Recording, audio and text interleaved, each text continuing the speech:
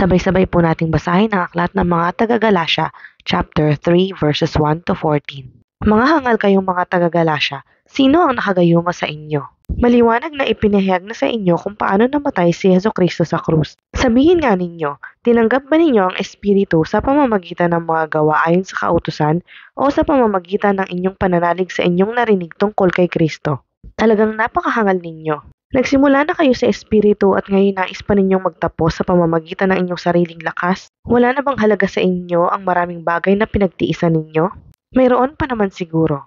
Bakit ipinagkaloob sa inyo ng Diyos ang Espiritu? Bakit siya gumagawa ng mga himala? Dahil ba sa inyong mga gawa ayon sa kautusan o dahil sa inyong pananalig sa inyong narinig tungkol kay Kristo? Tulad ng nangyari kay Abraham, sumampalataya siya sa Diyos at dahil dito siya itinuring ng Diyos na taong matuwid. Kung gayon, maliwanag na ang mga nananalig sa Diyos ang siyang tunay na lahi ni Abraham. Bago pa ito nangyari ay ipinahayag na ng kasulatan na ipapawalang sala ng Diyos ang mga hintil sa pamamagitan ng kanilang pananalig sa Kanya.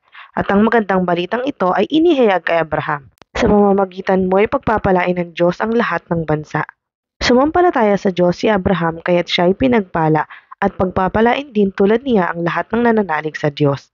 Ang lahat ng umaasa sa mga gawa ayon sa kautusan ay nasa ilalim ng isang sumpa, sapagkat nasusulat, "Sumpain ang hindi sumusunod at hindi gumagawa ng lahat na nakasulat sa aklat ng kautusan." Malinaw na walang taong pinapawalang sala sa paningin ng Diyos sa pamamagitan ng kautusan, sapagkat sinasabi ng kasulatan, "Ang pinawalang sala ay mabubuhay dahil sa pananampalataya."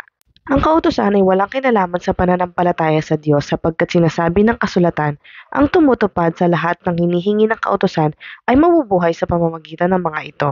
Tinubos tayo ni Kristo mula sa sumpa ng kautusan nang siya ay isinumpa para sa atin sapagkat nasusulat, "Isinumpa ang bawat ibinitin sa punong kahoy." Ginawa ito ni Kristo upang ang mga pagpapalang ipinangako ng Diyos kay Abraham ay makamtan din ng mga hentil sa pamamagitan ni Kristo Jesus. Sa pamamagitan ng pananalig sa Kanya ay matatanggap natin ang Espiritong ipinangako ng Diyos.